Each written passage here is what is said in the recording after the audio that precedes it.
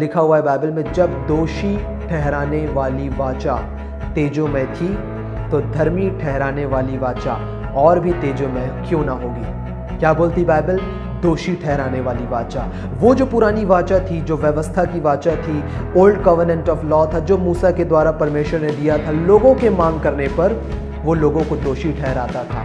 उनके स्वयं के जो कार्य हैं वो उनको दोषी ठहराती है। तो आज जितनी भी जो प्रीचिंग्स की जाती है जिसमें डिमांड आपके ऊपर आता है कि आज आपको जीवन को सुधारने की ज़रूरत है, आज आपको अच्छे कामों को करने की ज़रूरत है, आज आपको गंदे कामों को छोड़ने की ज़रूरत है, आज आपको ये करने की ज़रूरत है, वो करने की ज़रूरत है, ये सारी प्रीचिंग्स व्यवस्था का प्रचार है प्रिय भाई और बहनों। और आज ऐसे प्रीचिंग्स को करके लोगों को लगता है कि आज हम बहुत अच्छे काम कर रहे हैं। नहीं, जब आप ऐसी बातों को प्रीच कर रहे हैं, बाइबल स्पष्ट बोलती है, आई एम नॉट सेइंग, मैं अपने मन से किसी बातों को नहीं बोलता, I say this by the authority of God's word. और परमेश्वर का वचन बोलता है 1 कुरिन्थियों 15:56 में कि पाप का बल व्यवस्था है। तो जब व्यवस्था को प्रीच किया जाता है तो पाप को बल मिलता है। और इसीलिए आज जो प्रभु के लोग हैं वो सिन कॉन्शियस हो गए हैं, वो पाप प्रधान हो गए, उनको हर एक जगह पर सिर्फ और पाप ही पाप नजर आता है। परमेश्वर ने अपने अनुग्रह को दिया, परमेश्वर ने अपने अनुग्रह को रिवील किया। बाइबल हमको बताती है नीचों से नीचों और तुच्छ से तुच्छ लोग भी परमेश्वर पिता के अनुग्रह के द्वारा बचा लिए गए।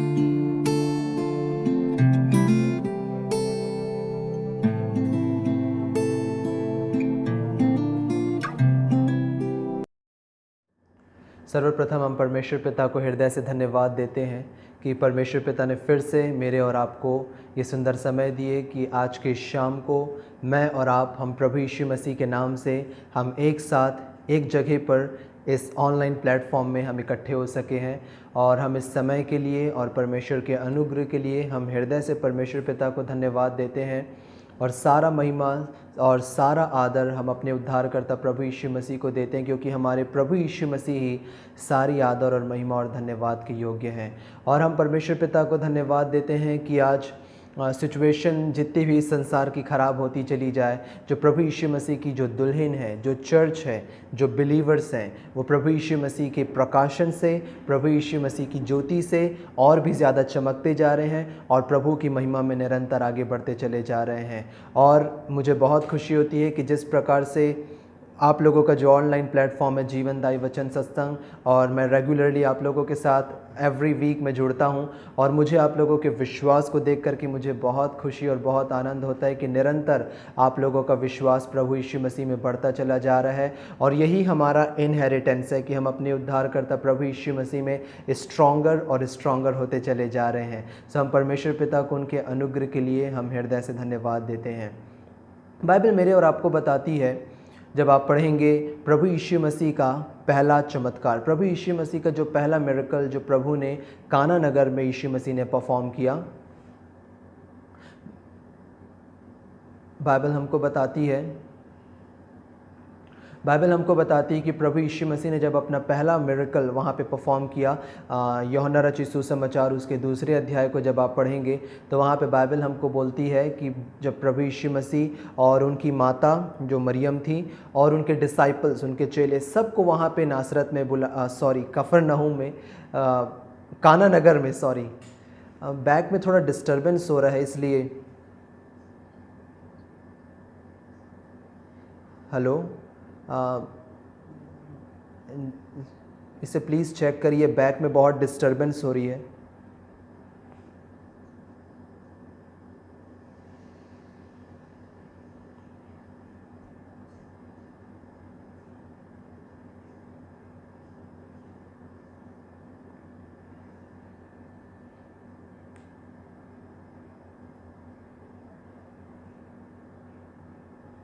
जी, तो बाइबल हमको बताती है कि प्रभु यीशु मसीह और उनकी माता मरियम और उनके डिसाइपल सारे लोगों को काना नगर में प्रभु यीशु मसीह को इनवाइट किया गया था। वहाँ पे विवाह का कार्यक्रम था, मैरिज सेरेमनी थी वहाँ पे।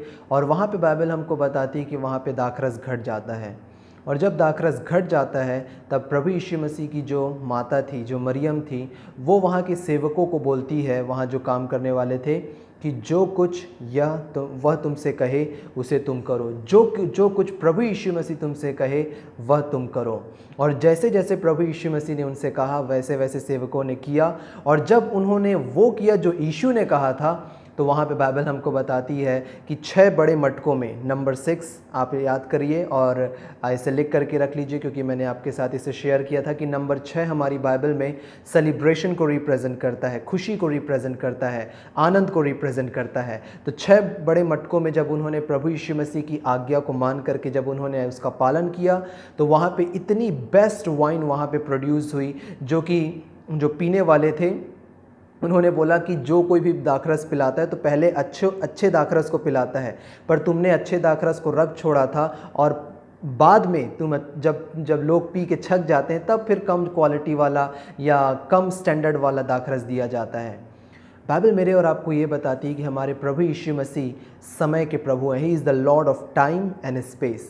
जब आप देखेंगे दाखरस कैसे बनाया जाता है, तो दाखरस को बनाने की जो प्रक्रिया होती है, सबसे पहले जो अंगूर को लिया जाता है, जो बड़े वाले ग्रेप्स को लिया जाता है जो कि इसराइल में पाए जाते हैं, उससे प्रोड्यूस होने में जब आप इसराइल में जा कर के उसे देखेंगे तो स्ट्रेलीज एक क्रॉस बना करके उसमें उसकी जो लता होती है उसको अटैच किया जाता है, जिसको इंग्लिश में स्ट्रेलीज बोला जाता है।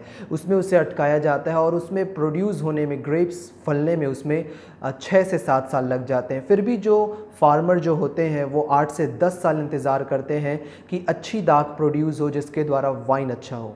10 साल का पीरियड ग्रेप्स को प्रोड्यूस होने में लग जाता है। उसके बाद उसको स्टॉम्प किया जाता है, उसे कुचला जाता है और उससे रस निकाला जाता है। और वो जो रस निकलता है, उस रस को बड़े बड़े कंटेनर्स में और डब्बे में भर करके उसे कुछ सालों के लिए उसे अंधेरे कमरे में रखा जाता है। और जितना वो पुराना होते जाता है वो कंटेनर, उतना ज़्यादा जो वाइन है वो बेस्ट क्वालिटी का प्रोड्यूस होता है। जैसे उदाहरण के लिए 40 साल का वाइन 40 साल पुराना है तो उसकी क्वालिटी 40 साल की क्वालिटी होगी। सो जितना ज़्यादा दाखरस पुराना होता है उतनी ज़्यादा उसकी क्वालिटी बेस्ट होती है। सो प्रभु यीशु मसीह ने अपना जो पहला मिरेकल परफॉर्म किया, उसमें प्रभु यीशु मसीह ने सिर्फ एक ही चीज़ की।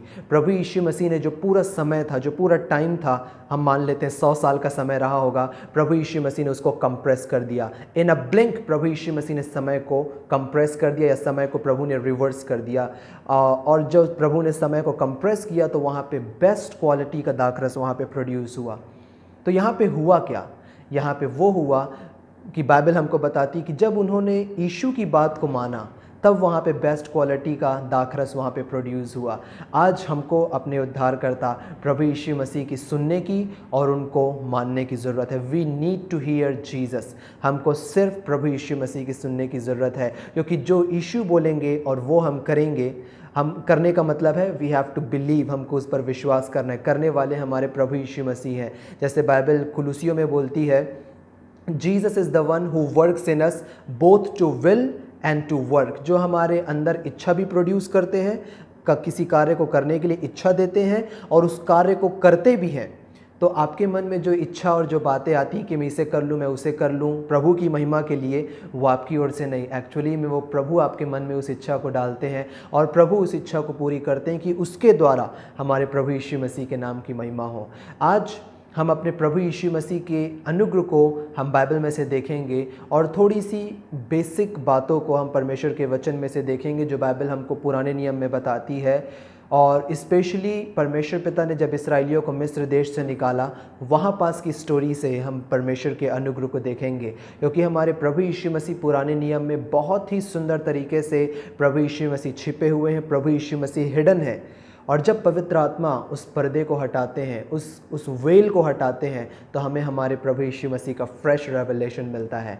बाइबल हमको बोलती है, यूहन्ना उसके पहले अध्याय के 17वें पद में, हम 16वें पद से इसे देखते हैं। 16वें पद में बाइबल हमको बोलती है कि उसकी परिपूर्णता में, प्रभु यीशु मसीह की फुलनेस में हम सब ने प्राप्त किया अनुग्रह पर अनुग्रह। और बाइबल ये नहीं बोलती कि हमने आज्ञा पर आज्ञा प्राप्त की। ध्यान दीजिए, आज्ञा पर आज्ञा या व्यवस्था पर व्यवस्था, ऐसा बाइबल नहीं बोलती। बाइबल बोलती है कि उसकी परिपूर्णता में हम सब ने अनुग्रह पर अनुग्रह हमने पाया है। We have received grace upon grace, अनुग्रह के ऊपर अनुग्रह हमने प्राप्त किया।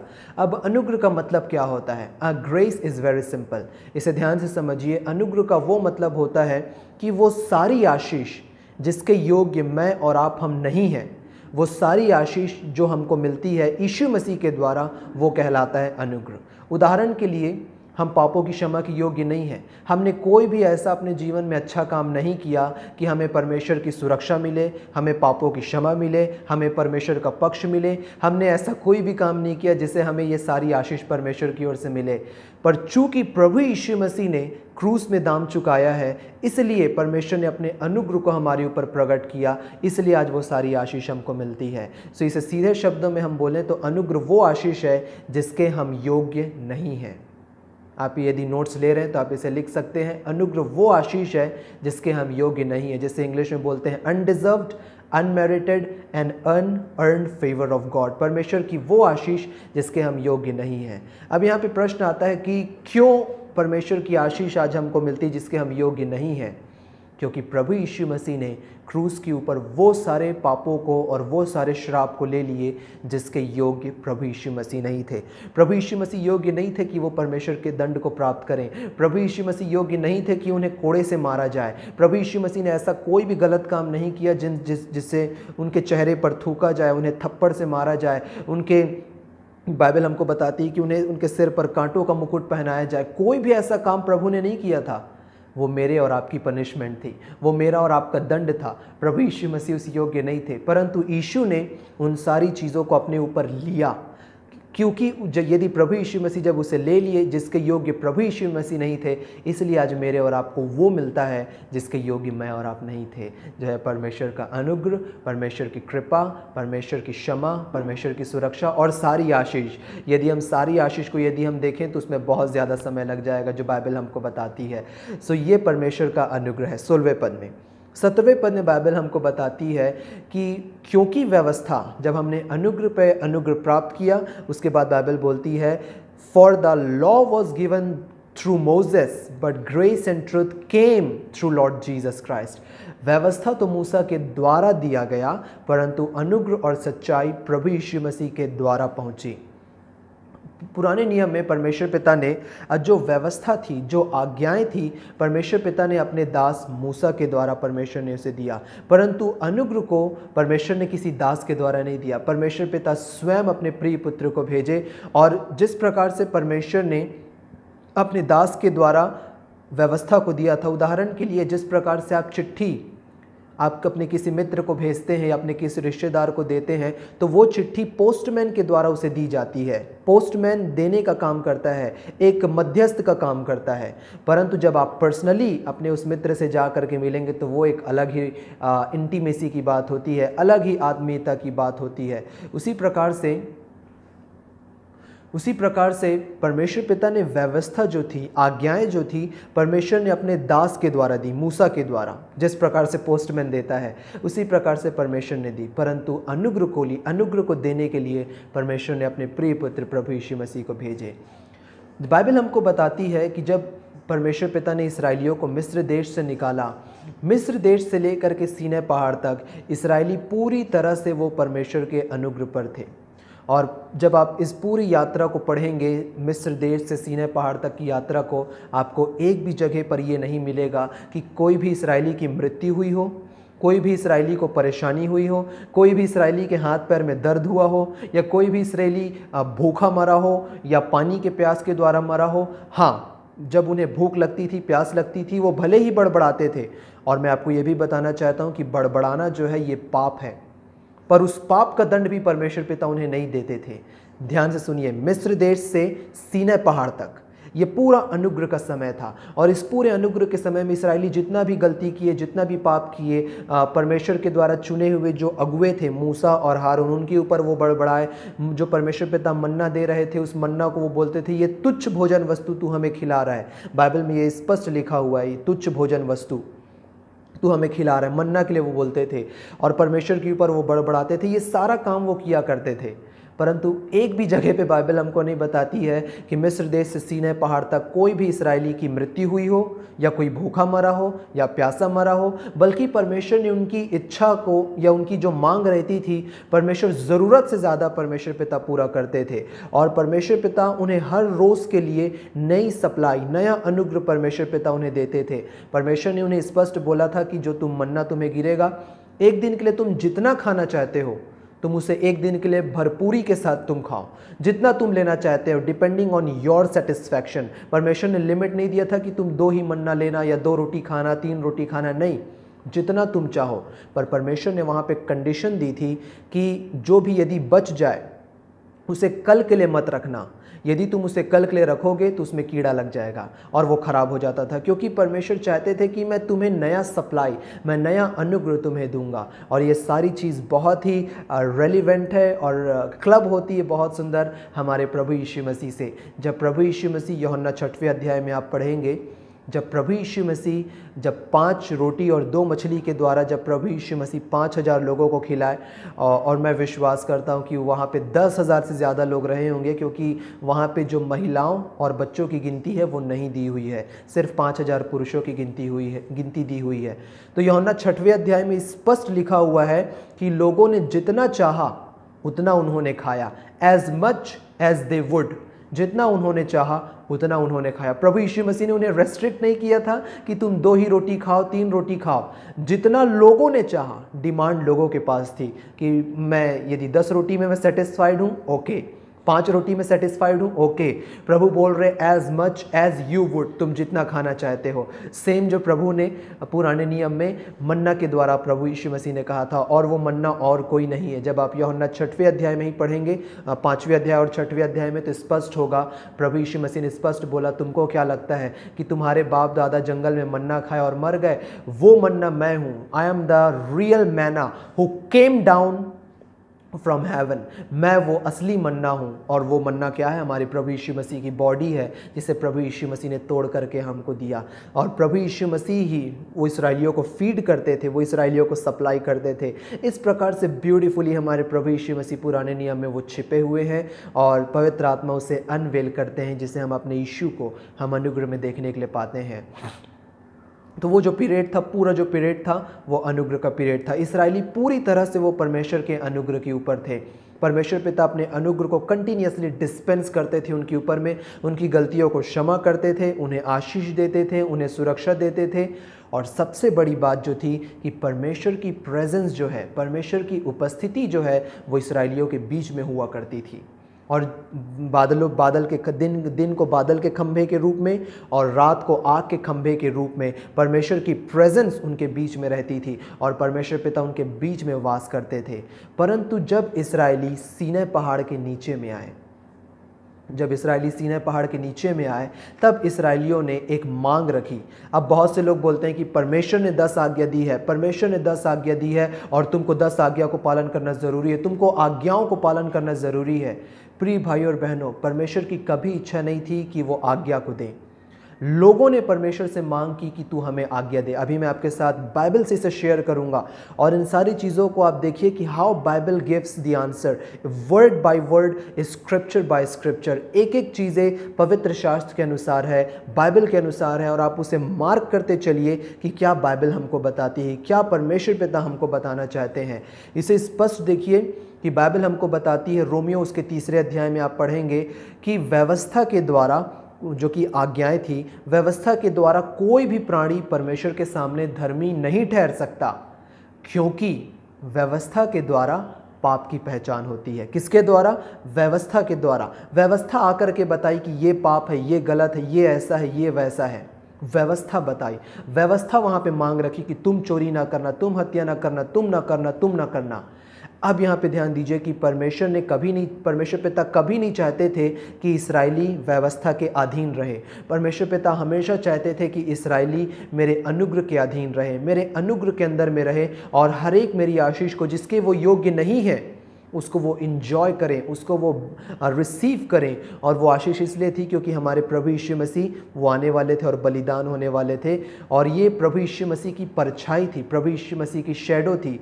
जैसे मैंने आपके साथ पिछले हफ्ते मैंने आपके साथ शेयर किया था, आपको याद होगा, पासओवर, निर्गमन उसके 12वें अध्याय में। तो परमेश्वर पिता ने वहाँ पे जब पासओवर को इंस्टीट्यूट किए, तब परमेश्वर पिता ने उन्हें प्रभु यीशु मसीह की शैडो को परमेश्वर ने दिखाया कि तुम यीशु के लहू को तुम अपने दरवाजे पर, चौखट और अलंगों पर लगाना, और उस मेमने को तुम आग में भूंज करके खाना। भूंज करके खाने का क्या मतलब है? परमेश्वर ने बोला कि कच्चा या पानी में बना करके कुछ भी ना खाना, परंतु आग में भूंज करके खाना।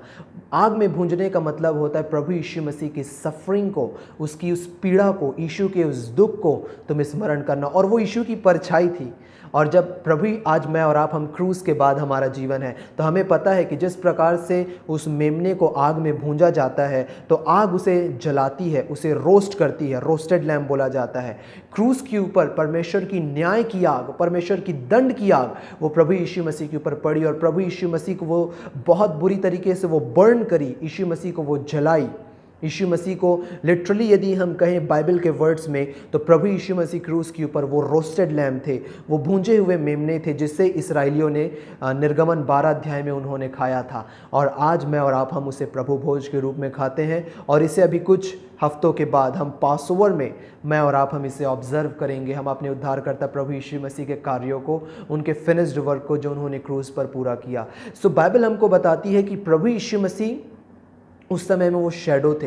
तो परमेश्वर चाहते थे कि यीशु के अनुग्रह को, यीशु के क्रूस पर के पूरे कार्यों को इसराइली इंजॉय करें, उसको वो रिसीव करें अपने जीवन में। परंतु जब इसराइली सीनै पहाड़ के नीचे में आए, परमेश्वर ने एक भी जगह पर व्यवस्था और आज्ञा देने की बात नहीं करी थी। जब इसराइली सीनै पहाड़ के नीचे में आए, तो आप अपनी बाइबल खोल करके इसे अंडरलाइन कर लीजिए, निर्गमन उसका 19वां अध्याय और उसका 8वां पद। वहाँ पे इसराइली चिल्ला उठे, बाइबल हमको बताती है, इसराइली चिल्ला उठे और वहाँ पे वो कहने लगे कि जो कुछ यहोवा कहेगा हम करेंगे। निर्गमन 19वें अध्याय के 8वें पद में, निर्गमन 19वें अध्याय के 8वें पद में बाइबल हमको बताती है कि इसराइली चिल्ला उठे कि जो कुछ यहोवा कहेगा हम करेंगे। और वहाँ पे इब्रानी में जब हम देखते हैं, तो इब्रानी में जो इसराइलियों ने बोला, वो बहुत स्ट्रॉन्ग हिब्रू भाषा को इसराइलियों ने बोला था। वहाँ पे इसराइलियों ने बोला था, कोल आशेर दिबेर अदोनाई ना आसे नायस। यहाँ पे कोल आशेर, जो कुछ यहोवा कहेगा, वहाँ पे जो शब्द है यहोवा, यहोवा के लिए जो जूविश लोग हैं, यहूदी लोग हैं, उनके लिए जो यहोवा शब्द है वो बहुत पवित्र शब्द है। बहुत रेवरेंस के साथ, बहुत ही पवित्रता के साथ वो इस नाम का उपयोग करते हैं, और बहुत कम यहूदी लोग यहोवा नाम का उपयोग करते हैं। तो यहोवा की जगह में जो यहूदी लोग नाम उपयोग करते हैं वो है अदोनाई। अदोनाई का मतलब होता है मास्टर। तो इसराइलियों ने कहा, कोल आसेर दिबेर अदोनाई ना आसे। ना आसे जो इब्रानी में है वो बहुत कठोर वर्ड है, बहुत स्ट्रॉन्ग शब्द है, जिसका मतलब होता है मैं करूँगा, मैं करके दिखाऊंगा। I will show you that I can do it, जैसे हम बोलते हैं ना, मैं करके दिखाऊंगा। तो इब्रानी में ना आसे का वही मतलब होता है, आई विल डू इट, मैं करके दिखाऊंगा, I will show you I can do it. इसराइलियों ने यही कहा कि जो कुछ यहोवा कहेगा मैं करूंगा, मैं करके दिखाऊंगा, I will show that I can do it. और परमेश्वर पिता ने बोला, और इसराइली जो कह रहे थे वो सीधे शब्दों में ये था कि इसराइली जो कह रहे थे कि परमेश्वर पिता, हम नहीं चाहते कि आप अपने अनुग्रह के द्वारा हमको आशीष दो, हम चाहते हैं कि आप हमारे कार्यों के द्वारा, हमारी धार्मिकता के द्वारा, हमारे चाल चलन के द्वारा आप हमको आशीष दो। और जब निर्गमन 19 अध्याय में इसराइलियों ने यह मांग रखी, परमेश्वर पिता ने बोला, ठीक है, यदि तुम चाहते हो कि मैं अपने अनुग्रह के द्वारा तुम्हें आशीष न दे करके तुम्हारे कार्यों के द्वारा मैं तुम्हें आशीष दूं, निर्गमन 20वें अध्याय में बाइबल हमको बताती है परमेश्वर पिता ने उन्हें 10 आज्ञा दी। परमेश्वर की इच्छा नहीं थी 10 आज्ञा देने की, इसराइलियों ने मांग करी कि परमेश्वर पिता हमको आज्ञा दो। और जैसी उन्होंने परमेश्वर पिता से आज्ञा मांगी, परमेश्वर के सामने उन्होंने मांग रखी, परमेश्वर पिता ने उसी घड़ी परमेश्वर पिता ने दूरी बना ली, परमेश्वर पिता ने वहाँ पे डिस्टेंस बना लिया। परमेश्वर ने मूसा को बोला, मूसा यहाँ पे बाड़ा बांध सीनै पहाड़ के पास, और कोई भी व्यक्ति इस बाड़े के इस पार ना आने पाए, और परमेश्वर की प्रेजेंस वहाँ से हट गई, परमेश्वर ने वहाँ से दूरी बना ली। क्योंकि जब परमेश्वर उनको अनुग्रह के साथ व्यवहार कर रहे थे, परमेश्वर उनके पापों और गलतियों को नहीं देख रहे थे। परंतु जब इस्राएली वहाँ पे व्यवस्था को लेकर के आए, अपने आप को व्यवस्था के अधीन किए, उनका पाप प्रधान हो गया। क्योंकि बाइबल बोलती है व्यवस्था के द्वारा पाप की पहचान होती है। सो जब वो व्यवस्था को लेकर के आए, और पहला कुरिन्थियों 15:56 जो है वहाँ बाइबल हमको बताती है कि पाप का डंक मृत्यु है, और व्यवस्था जो है वो पाप का बल है। पाप का बल क्या है? व्यवस्था। तो जब व्यवस्था को ले आए तो पाप को बल मिल गया, वहाँ पे पाप को पावर मिल गया, और पाप की मजदूरी क्या है? मृत्यु।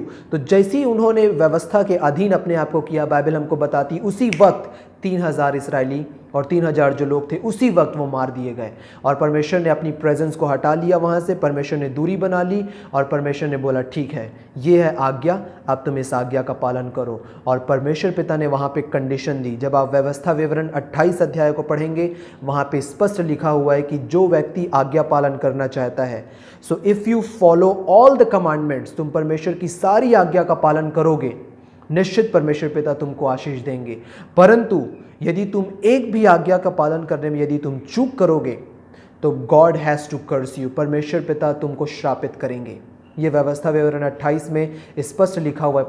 15वें पद से जब आप नीचे की ओर पढ़ेंगे तो बाइबल स्पष्ट बोलती है। सो परमेश्वर पिता ये बोल रहे हैं ठीक है, तुमको अपने आप में सेल्फ प्राउड है, घमंड है कि मैं आज्ञा पालन कर सकता हूँ, हियर इज़ द 10 कमांडमेंट।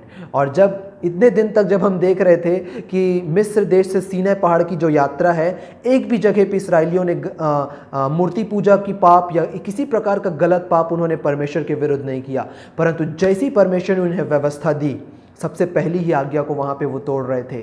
पहली आज्ञा क्या थी? तो मुझे छोड़ किसी दूसरे को ईश्वर करके ना मानना। और वो क्या कर रहे थे? सोने की बछड़े की उपासना कर रहे थे। पहली ही आज्ञा को वो तोड़ रहे थे। जस्ट थिंक, परमेश्वर पिता की कभी इच्छा नहीं थी कि वो अपने लोगों को व्यवस्था के अधीन रखे। लोगों ने मांग की कि परमेश्वर हमको व्यवस्था दे। कोल आशेर दिबेर अदोनाई ना आसे नाएस, जो कुछ यहोवा कहेगा हम करेंगे। क्या कर पाए? पहली ही आज्ञा को नहीं कर पाए, तो बाकी सारी आज्ञाओं को क्या? बाइबल हमको बताती, याकूब उसके 2 अध्याय में स्पष्ट लिखा हुआ है, जो कोई आज्ञा पालन करना चाहता है, यदि वो एक बात में भी चूक जाए, एक में, वो सारी बातों में दोषी ठहर चुका है। ऑलरेडी सारी बातों में वो गिल्टी ठहर चुका है। सो यदि वो गिल्टी ठहर चुका है, तो व्यवस्था विवरण 28 के अनुसार God has to curse him, परमेश्वर उसको श्रापित करेंगे, क्योंकि वो व्यवस्था के अधीन है। बट ये सारी जो चीज़ें हैं, ये उन लोगों के ऊपर लागू होता है जो व्यवस्था के ऊपर डिपेंड होते हैं, जो व्यवस्था के कार्यों के ऊपर डिपेंड होते हैं। इसलिए बाइबल बोलती है, जब आप पढ़ेंगे 2 कुरिन्थियों उसका 3 अध्याय और उसका 9वां पद, 2 कुरिन्थियों उसका 3 अध्याय और उसका 9वां पद, बाइबल में स्पष्ट लिखा हुआ है। जब आप बाइबल को खोल करके देखेंगे, वहाँ पे और लिखा हुआ है बाइबल में, जब दोषी ठहराने वाली वाचा तेजोमय थी, तो धर्मी ठहराने वाली वाचा और भी तेजोमय क्यों ना होगी। क्या बोलती बाइबल? दोषी ठहराने वाली वाचा। वो जो पुरानी वाचा थी, जो व्यवस्था की वाचा थी, ओल्ड कवेनेंट ऑफ लॉ था, जो मूसा के द्वारा परमेश्वर ने दिया था, लोगों के मांग करने पर वो लोगों को दोषी ठहराता था। उनके स्वयं के जो कार्य हैं वो उनको दोषी ठहराते थे।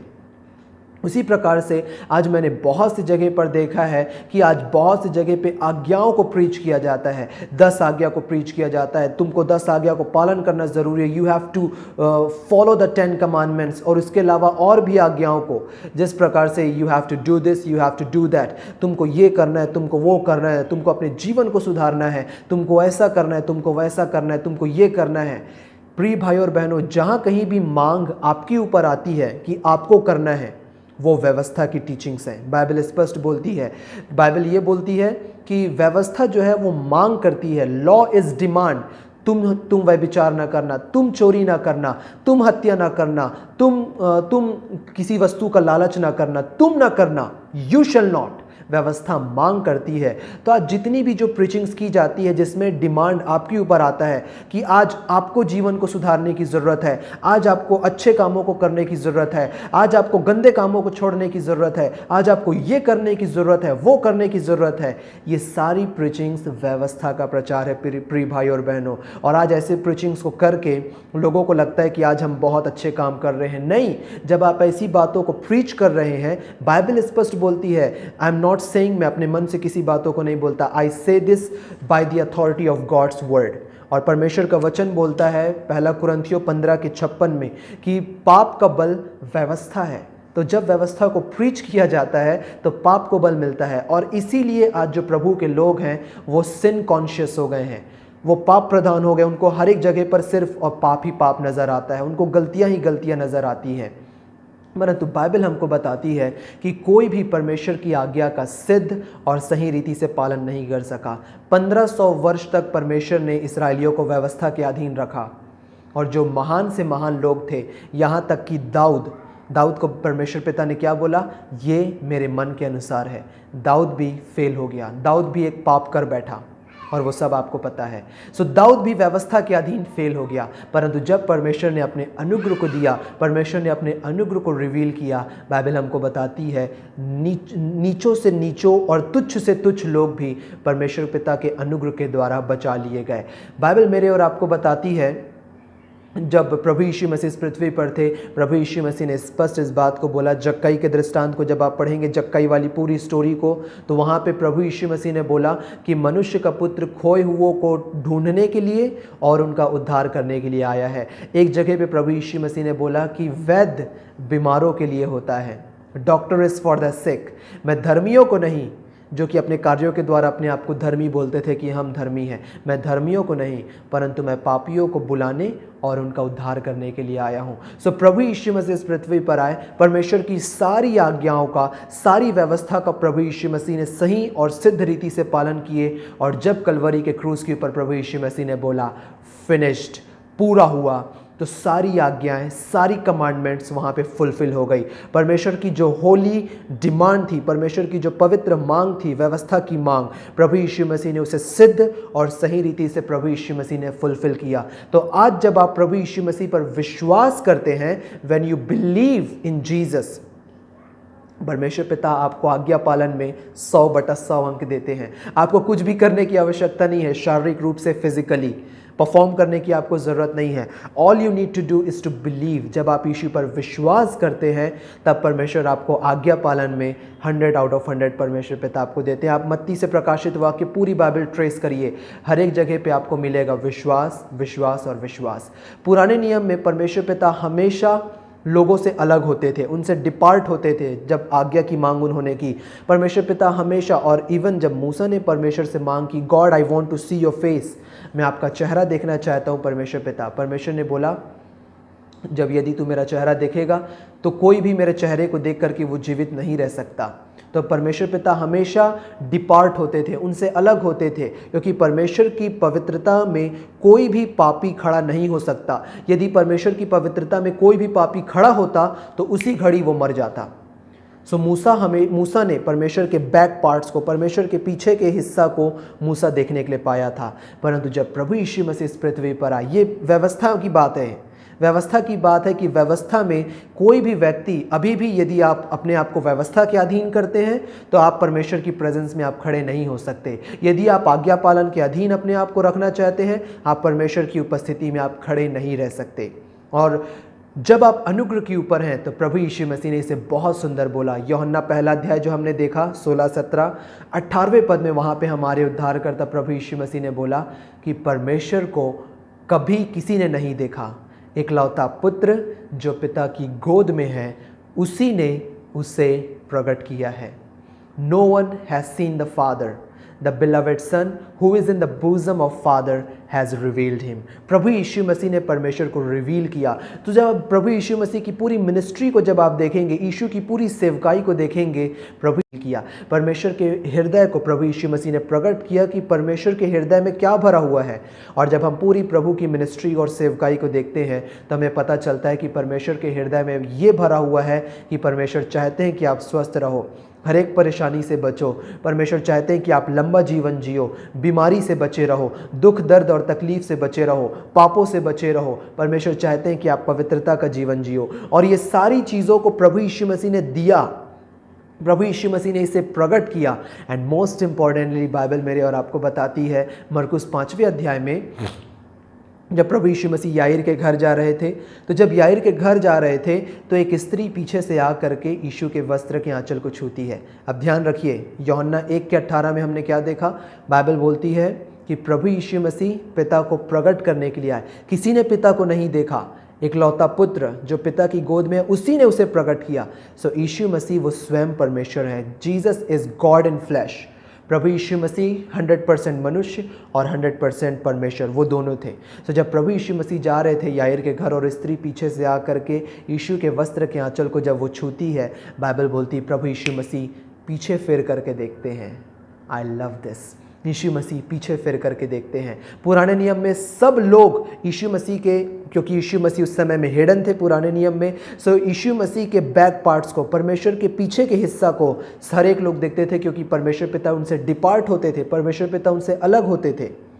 परंतु अनुग्रह में जब प्रभु यीशु मसीह वहाँ पे आए, उस स्त्री ने यीशु के वस्त्र के आंचल को छुआ, प्रभु यीशु मसीह वहाँ पे मुड़े और उस स्त्री ने यीशु मसीह के चेहरे में उसने परमेश्वर को देखा। I love how our Lord Jesus reveals the Father. किस प्रकार से यीशु ने परमेश्वर को रिवील किया, क्योंकि किसी ने परमेश्वर को नहीं देखा था। अनुग्रह में जब आप हैं, आप परमेश्वर के चेहरे को निश्चित देखने के लिए पाएंगे। और वो स्त्री जो थी, उसके जीवन में भी गलतियां थी, उसके जीवन में पाप थे और उसको लहू बहने का रोग था। और जब आप लय व्यवस्था 15वें अध्याय को पढ़ेंगे तो वहाँ पे स्पष्ट लिखा हुआ है कि जिसे भी प्रमेह हो, लहू बहने का रोग हो, वो पब्लिक प्लेस में नहीं आ सकती। तो यदि वो पब्लिक प्लेस में आएगी तो वो पाप कर रही है और उसके ऊपर पथराव किया जाएगा और वो वहीं मार दी जाएगी। परंतु उस स्त्री ने, बाइबल हमको बताती कि यीशु के वचन को सुन करके, यीशु की चर्चा सुन करके वो भीड़ में आ पहुंची। सो आपको क्या लगता है कि वो स्त्री यीशु के बारे में क्या सुनी होगी? यदि वो स्त्री सुनती कि यीशु मसीह दंड देने वाला है, नाश करने वाला है, मारने वाला है, तो कभी वो भीड़ में यीशु के पास नहीं आती अपनी चंगाई प्राप्त करने के लिए। पर वो जो भी बातों को वो सुनी थी, जो भी अनुग्रह से भरे हुए यीशु के बारे में वो स्त्री सुनी थी, वो उसके मन में विश्वास को उत्पन्न किया और उस स्त्री को इतनी सामर्थ्य मिली कि वो व्यवस्था से बाहर निकल करके, क्योंकि लय व्यवस्था 15 अध्याय जो है ये व्यवस्था की टीचिंग्स है, व्यवस्था का प्रचार है। ये आज्ञा है कि जो भी व्यक्ति को प्रमेह हो वो पब्लिक प्लेस में नहीं आ सकता, जहाँ पे सारी भीड़ हो वहाँ पे वो नहीं आ सकता। तो जो स्त्री उस अनुग्रह के वचन को सुनी थी, वो उसको हिम्मत दिया कि वो व्यवस्था से बाहर निकले, आज्ञाओं से वो बाहर निकले और परमेश्वर के अनुग्रह को वो पा सके। और जब वो व्यवस्था से बाहर निकली, ध्यान दीजिए, वो व्यवस्था में थी 12 साल तक। बाइबल हमको बताती है वो अपने कार्यों के द्वारा अपनी चंगाई को पाने की कोशिश करी। बहुत से लोगों ने बोला कि तुमको ये करने की ज़रूरत है, हे स्त्री उस वैद्य के पास जा कर के ये कर। एज्यूम आप करिए कि वैद्य क्या बोलेगा कि ये वाले जड़ी बूटी को खाओ, इसको करो, उसको करो, ये करो, वो करो। डिमांड, मांग, you have to do it, तुमको ऐसा करना है, तुमको वैसा करना है। 12 वर्ष तक वो आज्ञा और व्यवस्था के अधीन में रही और बाइबल बोलती है अपनी सारी जीविका अपनी चंगाई पाने में लगा दी। पर उसका परिणाम क्या हुआ? बाइबल हमको बताती कि उसकी स्थिति और भी ज़्यादा खराब हो गई। बाइबल में लिखा हुआ मरकुस 5वें अध्याय में कि वो और भी रोगी हो गई, और भी ज़्यादा बीमार हो गई। तो जब आप व्यवस्था के अधीन रहेंगे, आज्ञा पालन के अधीन जब आप रहते हैं, तो आप जितना भी अच्छे से अच्छा कार्य करिए, आप और भी ज़्यादा उस दलदल में आप डूबते जाएंगे, और भी ज़्यादा आप उस दलदल में आप डूब जाएंगे और जितना बाहर निकलने की कोशिश करेंगे उतना ही आप डूबते चले जाएंगे। परंतु जब उस स्त्री ने अनुग्रह के वचन को सुना, वो व्यवस्था से बाहर निकली, अनुग्रह के द्वारा, अपने कार्यों के द्वारा नहीं, अनुग्रह के द्वारा वो बाहर निकली और वो जैसे यीशु के वस्त्र को छुई, प्रभु यीशु मसीह पीछे फिर गए। I love this. इसे अपनी बाइबल में अंडरलाइन करिए। यीशु पीछे फिर करके, और जैसे यीशु मसीह पीछे मुड़े, उस स्त्री ने परमेश्वर के चेहरे को उस स्त्री ने देखने के लिए पाया। व्यवस्था में हर एक लोग परमेश्वर के पीठ को देखते थे, अनुग्रह में इसने परमेश्वर के चेहरे को देखा। आज जब आप अनुग्रह में हैं, you will see the face of God. आप परमेश्वर के प्रेजेंस को, परमेश्वर के चेहरे को आप देखेंगे। और पुराने नियम में पुराने नियम में जब हम पढ़ते हैं, गिनती की पुस्तक में आपको मिलेगा एक बहुत ही अमेजिंग आशीष को परमेश्वर पिता ने वहाँ अपने लोगों को दी, और वहाँ पे लिखा हुआ है कि परमेश्वर अपने मुख का प्रकाश तेरे ऊपर चमका है। सो जब पुराने नियम में, व्यवस्था में, जब लोग परमेश्वर के मुख को ही नहीं देख पाते थे, तो कैसे परमेश्वर के मुख का प्रकाश उनके ऊपर आता। अभी भी जब आप व्यवस्था के अधीन में हैं, आप व्यवस्था के कार्यों में हैं, आज्ञा पालन में हैं, कभी भी आप परमेश्वर के मुख का प्रकाश आप नहीं पा सकते। उस आशीष को आप कभी भी अपने जीवन में ग्रहण नहीं कर पाएंगे। परंतु जब आप व्यवस्था और आज्ञाओं से बाहर निकलेंगे और जब आप यीशु के अनुग्रह पर डिपेंड होंगे, तो बाइबल हमको बोलती है कि जब आप यीशु के अनुग्रह पर डिपेंड होंगे और यीशु के चेहरे को आप देखेंगे, सो प्रभु यीशु मसीह का मुख का प्रकाश आपके ऊपर चमकेगा और उस रेवलेशन को और उस आशीष को आप अपने जीवन में ग्रहण करने के लिए पाएंगे। बाइबल मेरे और आपको बताती है, अभी हमने देखा कि जो व्यवस्था है, जो पुरानी वाचा है, वो दोषी ठहराने वाली वाचा है। क्या वाचा है? जो आपको दोषी ठहराती है। अब मैं अपने फेवरेट वर्सेस में से कुछ पद आपके साथ शेयर करूंगा, जो मैं हमेशा शेयर करता हूं, और ये यूनिवर्सल पद है। यूहन्ना 3:16 ये यूनिवर्सल है। आज जहाँ कहीं भी सुसमाचार को प्रचार किया जाता है, चाहे वो किसी भी जगह पर प्रीच किया जाता हो, मैंने बहुत जगह पर देखा है यूहन्ना 3:16 को स्पेशल रूप से उसे प्रीच किया जाता है, क्योंकि परमेश्वर ने जगत से ऐसा प्रेम किया कि उसने अपना एकलौता पुत्र दिया, ताकि जो कोई उस पर विश्वास करे, बाइबल ये नहीं बोलती कि जो कोई आज्ञा पालन करे, जो कोई उस पर विश्वास करे वह नाश न हो परंतु अनंत जीवन पाए। उसी के नीचे में बाइबल बोलती है 17वें पद में कि जो परमेश्वर के पुत्र पर विश्वास करता है उसके ऊपर दंड की आज्ञा नहीं हो सकती। तो यदि आप यीशु मसीह पर विश्वास कर रहे हैं, ऑफ कोर्स आप व्यवस्था के अधीन नहीं हैं, परंतु जब आप यीशु मसीह पर विश्वास नहीं कर रहे हैं और अब आप बोलते हैं ठीक है कि मैं जैसे इजराइलियों ने परमेश्वर पिता के सामने बोला था, कोल आशेर दिबेर अदोनाई ना आसे, मैं करके दिखाऊंगा, मैं आज्ञा पालन करूंगा, मैं अपने जीवन को सुधारूंगा। तो जब आप ऐसा बोलते हैं तो बाइबल बोलती है जो यीशु पर विश्वास नहीं करता, तो यदि जो व्यक्ति यीशु पर विश्वास नहीं कर रहा है, वो सीधी सी बात है कि वो व्यवस्था के अधीन है, वो आज्ञा पालन के अधीन है। और बाइबल इज़ वेरी क्लियर। आप यदि यूहन्ना 3 अध्याय आप खोल करके रखे हैं तो 17 और 18 पद को आप ध्यान से देखिए। वहाँ पे बाइबल बोलती है कि जो परमेश्वर के पुत्र पर विश्वास नहीं करता है वो दोषी ठहर चुका, वो ऑलरेडी दोषी ठहर चुका जो परमेश्वर के पुत्र पर विश्वास नहीं करता।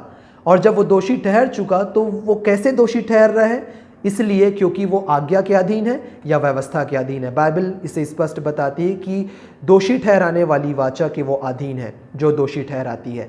सो वो जो व्यवस्था है उसके जो कार्य हैं, उसके कार्य ही उसको दोषी ठहरा देते हैं। मैं आपके साथ एक बहुत ही सुंदर सा एक दृष्टांत बाइबल से आपके सामने शेयर करूंगा जो कि बहुत इंटरेस्टिंग है, जो परमेश्वर पिता ने अपने वचन ने मुझे दिखाया, जो कि पाया जाता है जब आप पढ़ेंगे जक्कई की कहानी को, लूका रचित सुसमाचार उसका 19वां अध्याय, जस्ट उसी संदर्भ में, जक्कई की संदर्भ में ही वो दृष्टांत को प्रभु यीशु मसीह ने बताया। लूका 19 अध्याय को आप खोल करके रखें तो उसे आप देखिए कि जक्कई का दृष्टांत 19वें अध्याय में आपको मिलेगा। उसके जस्ट नीचे में प्रभु यीशु मसीह ने 10 मुहर का दृष्टांत प्रभु यीशु मसीह ने बताया। अब यहाँ पे ध्यान दीजिए कि प्रभु यीशु मसीह ने जो 10 मुहर का दृष्टांत यीशु ने बताया वो किस संदर्भ में बताया? जक्कई के संदर्भ में। और जक्कई का जो स्टोरी है वो बहुत ही अमेजिंग स्टोरी है। जक्कई एक चुंगी लेने वाला था, एक पापी मनुष्य था। बाइबल हमको बताती है कि जो चुंगी लेने वाले थे उनको बहुत बुरी दृष्टि से देखा जाता था, क्योंकि वो अपने लोगों में से ही होते थे और दूसरे की गवर्नमेंट के लिए, दूसरे की सरकार के लिए अपने ही लोगों को वो लूटा करते थे। तो जक्कई अपने में से ही था, यहूदियों में से ही था, और अपने ही यहूदी भाइयों को रोमन सरकार के लिए वो ठगता था, उनसे पैसे लेता था और उनसे वो कर वसूला करता था। तो जो चुंगी लेने वाले होते थे उन्हें बहुत गलत दृष्टि से देखा जाता था। और जक्कई का जो रेप्यूटेशन था वो बहुत गंदा था, बहुत खराब रेप्यूटेशन था जक्कई का यरीहो में, और वो एक पापी था। जक्कई जो था वो एक पापी था। बाइबल हमको बताती है कि जब प्रभु यीशु मसीह यरीहो से निकले और यरीहो से जब वो निकल रहे थे तो जक्कई वो नाटा था। और ये बहुत इंटरेस्टिंग है, बाइबल हमको बताती है रोमियो उसका 3 अध्याय के 23वें पद में कि for everyone sinned and fall short of the glory of God, क्योंकि सबने पाप किया और परमेश्वर की महिमा से रहित हैं। परमेश्वर की महिमा से रहित हैं। अब इसे ध्यान से समझिए, इंग्लिश में वहाँ पे लिखा हुआ है for everyone sinned and fall short of the glory of God. और जब आप जक्कई की स्टोरी को आप पढ़ेंगे तो वहाँ पे लिखा हुआ है ज़क्कियस वॉज शॉर्ट। जक्कई जो था वो नाटा था, वो छोटा था। सो एक्चुअली जक्कई जो है वो पाप को रिप्रेजेंट करता है, गलतियों को रिप्रेजेंट करता है कि सब ने पाप किया और परमेश्वर की महिमा से रहित है। Fall short, Zacchaeus was a short man. So I love कि बाइबल किस प्रकार से एक दूसरे से इंटरलिंक हो करके यीशु के अनुग्रह को रिवील करती है। और जक्कई जब वो पाप में गिरा हुआ था, परमेश्वर की महिमा से रहित था, अगली चीज़ जो जक्कई ने की वो गूलर के पेड़ के ऊपर चढ़ गया। और गूलर का पेड़ जो है वो हमको सिंबलाइज करता है, बाइबल हमको बताती है जो लकड़ी जो होती है, ट्री जो होती है, जब आप पुराने नियम में पढ़ेंगे, मैं हमेशा बोलता हूँ कि पुराने नियम में हमारे प्रभु यीशु मसीह का एक विशेष रेवलेशन हमको देखने के लिए मिलता है। खास करके जब इस्राएली मारा के पास पहुँचे तो परमेश्वर पिता ने उन्हें बोला कि go to the particular tree, वहाँ पे इंग्लिश में लिखा हुआ है ट्री, पेड़, और उस पेड़ की पत्ती को ले करके तो उस पानी में डालना तो वो पानी मीठा हो जाएगा। सो जो पेड़ है, जो ट्री है, वो यीशु मसीह के क्रूस को रिप्रेजेंट करती है। सो जो गूलर का पेड़ भी जो था, जो ट्री है वहाँ पे, वो यीशु के क्रूस को रिप्रेजेंट करती है। सो जक्कई परमेश्वर की महिमा से रहित था, पाप में गिर गया था। अगली चीज़ जक्कई ने की, वो यीशु मसीह के क्रूस के ऊपर चढ़ गया। और जब वो यीशु के क्रूस के ऊपर चढ़ गया, जस्ट थिंक, इतनी भीड़ थी, पूरी भीड़ वहाँ पे लगी हुई थी। और बाइबल स्पष्ट बोलती है कि भीड़ के कारण वो यीशु मसीह को नहीं देख पा रहा था। और जब प्रभु यीशु मसीह वहाँ पहुँचे तो यीशु मसीह की जो आंखें हैं वो अनुग्रह से भरी हुई आंखें हैं, द आइज़ ऑफ ग्रेस। जिस प्रकार से मैंने आपके साथ शेयर किया था, आपको याद होगा कि वो जो कुबड़ी स्त्री थी, उस समय में जो नियम था कि जो महिलाएं हैं वो पर्दे के पीछे बैठा करती थी आराधनालय में। प्रभु यीशु मसीह ने उस 18 साल से कुबड़ी महिला को प्रभु यीशु मसीह ने उस पर्दे के पीछे से देखा, उनकी अनुग्रह भरी आंखों से, कि इसको चंगाई की ज़रूरत है। उतनी भीड़ में प्रभु यीशु मसीह ने जक्कई को देखा कि इसको मेरे अनुग्रह की ज़रूरत है। और प्रभु यीशु मसीह ने बोला, come down, it is necessary for me to stay in your house. झट नीचे उतरा, मुझे अवश्य है, मुझे तेरे घर में रहना अवश्य है। प्रभु यीशु मसीह ने सिर्फ उसे अनुग्रह दिया। प्रभु ने जक्कई को कोई भी आज्ञा नहीं दी, कोई भी व्यवस्था नहीं दी कि जक्कई ये कर वो कर, कुछ भी नहीं। प्रभु ने अपने अनुग्रह को उसे प्रकट किया। प्रभु ने उसे ये बताया कि मैं कितना भला हूँ। और बाइबल यही बोलती, प्रिय भाई और बहनों, रोमियो 2 अध्याय के 4 पद में, क्या तू नहीं जानता कि परमेश्वर की कृपा तुझको मन फिराव सिखाती है। रोमियो 2:4 में, आई लव हाउ बाइबल से, परमेश्वर की कृपा तुझे मन फिराव सिखाती है। और इसी कृपा को प्रभु यीशु मसीह ने जक्कई के ऊपर प्रकट किया। कोई आज्ञा प्रभु ने नहीं दी, अपनी कृपा को जक्कई के ऊपर यीशु ने प्रकट कर दिया कि हमारे परमेश्वर कितने भले हैं और उनकी करुणा सदा की है। और like this, in a blink, एक पलक में जक्कई का जीवन परिवर्तन हो गया। और जक्कई बोला, हे प्रभु, मैंने जिनसे भी मैं जितना ठग करके लिया हूँ या मैं चीट करके लिया हूँ, मैं सबको लौटा दूंगा, और जिससे मैं लिया हूँ उसे मैं चौगुना फेर दूंगा। लाइक दिस उसका जीवन परिवर्तन हो गया। आज डिमांड दी जाती है, आज चर्चेस में लोगों को प्रीच किया जाता है, तुम ऐसा करो, तुम वैसा करो तो तुम्हारा जीवन सुधरेगा, तुम ये करो, तुम वो करो, तुम्हारा जीवन सुधरेगा। मेरी बाइबल बोलती है, माई बाइबल सेज, कि जब आप यीशु के अनुग्रह को लोगों के ऊपर प्रकट करेंगे, यीशु के अनुग्रह को आप प्रचार करेंगे, ऐसे लोगों का जीवन परिवर्तन हो जाएगा। उनके जीवन में जितनी भी गलतियां क्यों ना हो, जक्कई एक करप्ट टैक्स कलेक्टर था, बहुत बुरा रेप्यूटेशन था, लाइक दिस एक ब्लिंक में उसका जीवन परिवर्तन हो गया। और बाइबल बताती कि जब यीशु जक्कई के घर में गए तो वहाँ पास जो लोग थे वो बड़बड़ाने लगे कि ये कौन है, ये तो पापियों के घर में जाकर के भोजन करता है। ये हमारे प्रभु यीशु मसीह हैं, जो मेरे और आपके जैसे लोगों को, जो पापी हैं, जो गलत हैं, हमको बचाने के लिए प्रभु यीशु मसीह आए। उस कॉन्टेक्स्ट में, उस संदर्भ में प्रभु यीशु मसीह ने 10 मुहर का दृष्टांत प्रभु यीशु मसीह ने बताया। अब ध्यान दीजिए, उस दृष्टांत को जब आप पढ़ेंगे, आप समय निकाल करके आराम से पढ़िएगा। उसका जो मेन पॉइंट है, जो परमेश्वर ने मुझे अपने वचन में दिखाया, वो मैं आपके साथ शेयर कर रहा हूँ। प्रभु यीशु मसीह ने वहाँ पे बताया कि एक धनी मनुष्य दूर देश को गया कि राजपाट पा करके लौटे। और वो धनी मनुष्य कौन है? वो और कोई नहीं, हमारे प्रभु यीशु मसीह हैं, जो स्वर्ग को छोड़ करके इस पृथ्वी पर आए। कि राजपाट को प्राप्त करके वापस जाएं, क्योंकि इसी पृथ्वी पर हमारे प्रभु यीशु मसीह का राज्य एस्टैब्लिश होगा। इसी पृथ्वी पर अभी बहुत जल्दी हम एंड टाइम्स में जी रहे हैं। हमें नहीं पता कि कब प्रभु हमको लेने के लिए आएंगे, पर निश्चित पता है कि जब भी आएंगे हम अपने प्रभु के साथ जा रहे हैं और इसी पृथ्वी से प्रभु यीशु मसीह यरूशलेम से पूरे वर्ल्ड में राज्य करेंगे। सो वो धनी मनुष्य हमारे प्रभु यीशु मसीह हैं। सो प्रभु यीशु मसीह वहाँ पे जो 10 मुहर हैं वो अपने दासों को दे करके गए और प्रभु यीशु मसीह ने बोला कि जब तक मैं ना आ जाऊं तुम इसके साथ लेन देन करना। अब ध्यान दीजिए कि जब प्रभु यीशु मसीह उन्हें दे करके दूर देश को चले जाते हैं, वो जो धनी युवक था, धनी मनुष्य था, जो हमारे प्रभु यीशु मसीह को पोर्ट्रे करता है, जब प्रभु यीशु मसीह उनको दे करके चले जाते हैं तो कुछ दास वहाँ पे हैं, वो बहुत अच्छा प्रभु की आज्ञा का पालन करके वो उसके साथ लेन देन करते हैं। और फाइनली जब प्रभु यीशु मसीह वापस आते हैं तो यीशु मसीह के वापस आने पर प्रभु यीशु मसीह जब उनसे पूछते हैं तो एक दास आकर के बोलता है कि हे प्रभु देख, तूने मुझे जो मुहर दी थी उस मुहर से मैंने 10 और मुहर कमाई है। और मैं आपको बताना चाहता हूँ कि वो जो मुहर है, वो मुहर को एक्चुअली में जब मैं उसके बारे में स्टडी कर रहा था, उस मुहर का जो वैल्यू वहाँ पे बाइबल हमको बताती ग्रीक में वो 100 द्राखमा के बराबर है। तो द्राखमा की जब हम कैलकुलेशन को देखते हैं तो आप इसे जानिए कि 2 द्राखमा बराबर 1 शेकेल, दो द्राखमा बराबर 1 स्तातिर और 2 स्तातिर बराबर 1 शेकेल। 2 द्राखमा बराबर 1 स्तातिर और 2 स्तातिर बराबर 1 शेकेल। और ये जो कैलकुलेशन आपको मिलेगा ये मत्ती 17वें अध्याय में जब आप पढ़ेंगे तो वहाँ फुट नोट में आपको ये मिल जाएगा कि ड्राखमा, स्तातिर और शेकेल ये क्या क्या है। जब पतरस का बंसी वाला वो जो टेम्पल टैक्स पटाने के लिए वो था, वो पूरा वृतांत आपको वहाँ पे मिल जाएगा। सो नियर अबाउट जो वहाँ पे मुहर को जो प्रभु यीशु मसीह ने वहाँ पे बात की वो 100 द्राखमा के बराबर है। और 100 द्राखमा को जब हम देखते हैं तो 100 द्राखमा बराबर 50 स्तातिर और 50 स्तातिर बराबर 25 शेकेल। और आज की जब हम वैल्यू को देखते हैं तो अप्रॉक्सीमेटली 20 रुपए के बराबर 1 शेकेल है। हमारे भारतीय रुपए में 20 रुपए के बराबर 1 शेकेल। सो नियर अबाउट हमारे प्रेजेंट टाइम्स में जब हम देखते हैं तो 500 रुपये हमारे भारतीय रुपयों में 500 रुपये उस स्वामी ने, उस मालिक ने, उस धनी युवक ने, धनी मनुष्य ने अपने दासों को दिया था कि तुम इसके साथ लेन देन करना।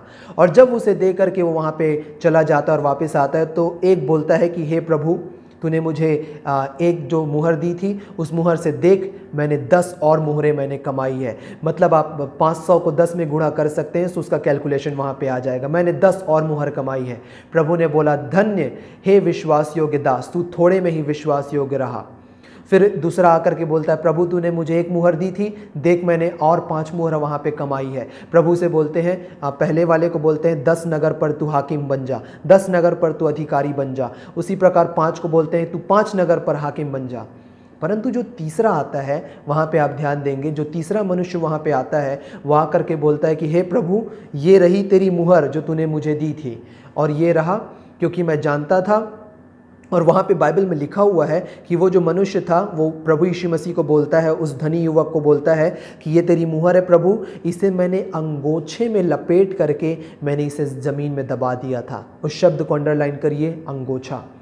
अंगोछा के लिए जो वहाँ पे ग्रीक वर्ड आया, जो मैंने यूनानी शब्द हमारी ओरिजिनल बाइबल में आया है, मैंने जो ग्रीक वर्ड वहाँ पे चेक किया, वहाँ पे ग्रीक वर्ड है सैंद्रियन।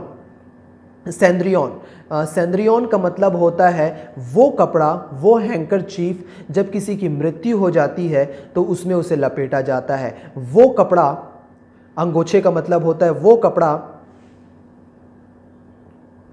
कपड़ा जिससे डेड बॉडी को लपेटा जाता है, डेड वर्क्स को रिप्रेजेंट करता है अंगोछा। जब आप पढ़ेंगे जब लाजर की मृत्यु हो गई थी तो उसे अंगोछे में लपेटा गया था। तो वहाँ पे जो कपड़े के लिए जो वर्णन आया है वो कपड़े के लिए भी सेम ग्रीक वर्ड उपयोग हुआ है जो यहाँ पे अंगोछे के लिए उपयोग हुआ है।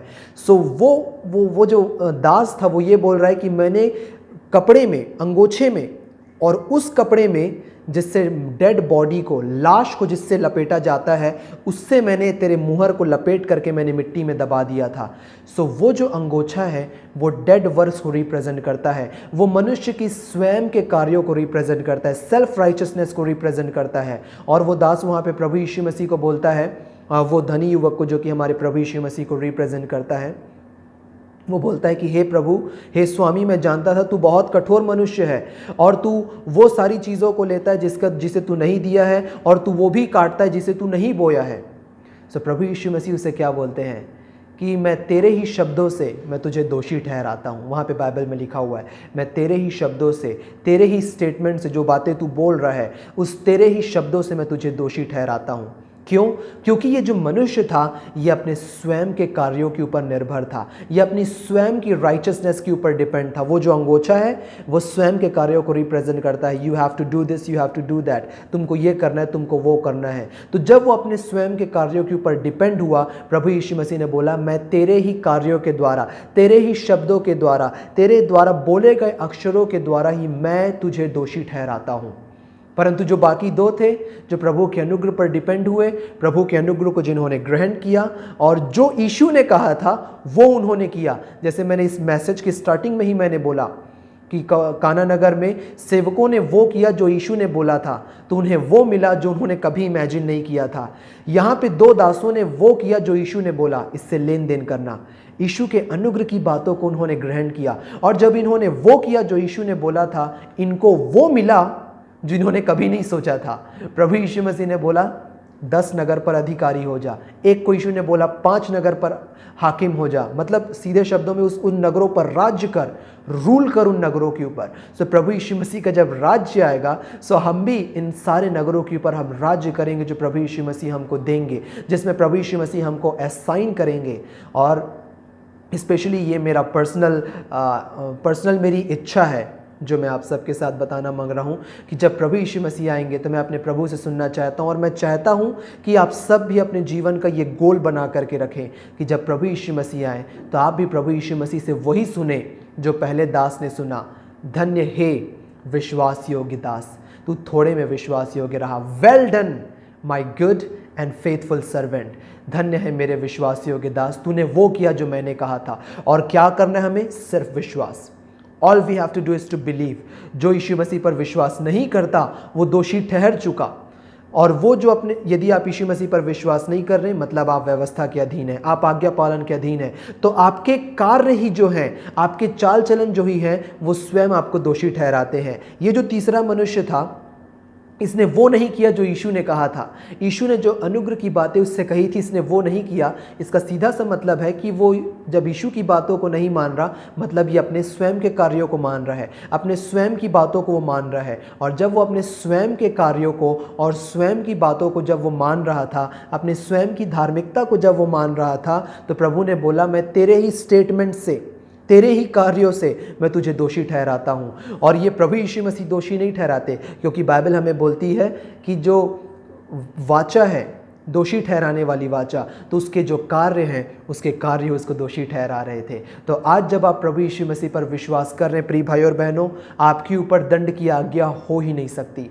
बाइबल बोलती है रोमियो 8वें अध्याय में कि अतः अब जो मसीह यीशु पर हैं उन पर दंड की आज्ञा नहीं हो सकती, क्योंकि जीवन की आत्मा की व्यवस्था ने, पुराने समय में जो व्यवस्था थी, अब जब ये फाइनल पॉइंट मैं आपके साथ शेयर कर रहा हूँ कि पुराने समय में जब परमेश्वर ने व्यवस्था दी है, परमेश्वर पिता ने, 3000 लोग उसी वक्त मर गए।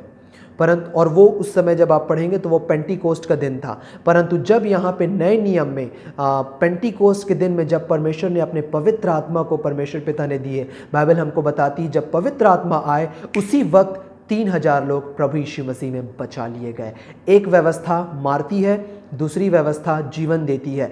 ये भी आपको 3 कुरिन्थियों उसके 3 अध्याय के 7वें पद में मिलेगा। एक व्यवस्था वहाँ पे लिखा हुआ है, अक्षर तो मारता है। क्या अक्षर है? जो 10 आज्ञा में अक्षर लिखे हुए थे, अक्षर तो मारता है, परंतु आत्मा जीवन देता है। जब परमेश्वर ने व्यवस्था दिए उसी वक्त 3000 लोग मर गए, परंतु जब परमेश्वर ने होली स्पिरिट को दिए, परमेश्वर ने अपने पवित्र आत्मा को दिए, 3000 लोग प्रभु यीशु मसीह में बचा लिए गए। सो उसी को रोमियो 8वें अध्याय बाइबल बोलती है कि जीवन की आत्मा की व्यवस्था ने, होली स्पिरिट की व्यवस्था ने मुझे पाप और मृत्यु की व्यवस्था से स्वतंत्र कर दिया है। आज जब आप प्रभु यीशु मसीह पर हैं और जब आप उनके अनुग्रह पर विश्वास करते हैं, होली स्पिरिट पवित्र आत्मा ने आपको हर एक बंधनों से स्वतंत्र कर दिए हैं। मैं आपको ये भी बताना चाहता हूँ कि आपके जीवन में यदि किसी प्रकार की लत है, एडिक्शंस हैं, हो सकता है शराब पीने की लत हो सकता है सिगरेट पीने की लत हो, गलत संगति की लत हो, और आप अपने कार्यों के द्वारा उसे छोड़ने की कोशिश कर रहे हैं कि आज आखिरी शराब है, अब आखिरी सिगरेट है, अब इसके बाद मैं नहीं करूँगा।